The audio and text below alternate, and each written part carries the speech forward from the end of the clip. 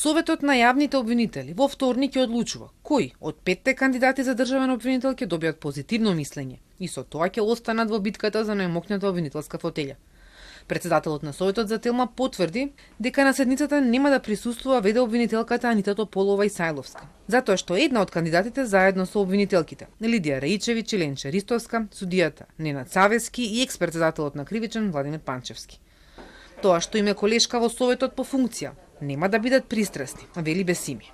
Согласно закон таа не може да присуствува бидејќи стамата е кандидат. И таа нема да присуствува и затоа и не го поканив.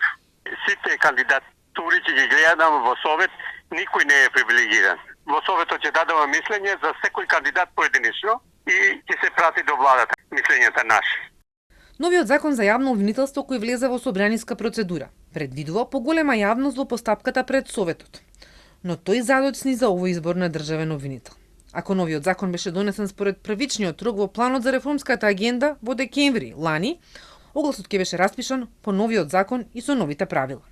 Со него задолжително е кандидатите да достават и програма за работа, нешто што досега не беше обврска и го правеа само некои од обвинителите.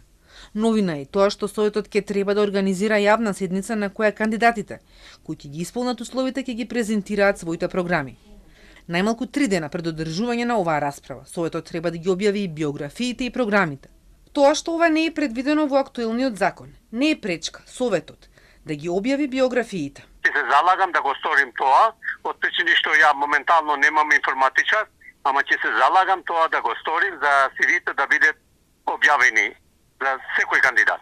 Законот за јавно обвинителство доби позитивно мислење од Венецијанската комисија, но една од препораките беше наместо со просто мнозинство како досега, државниот обвинител да се бира и разрешува со квалификувано мнозинство.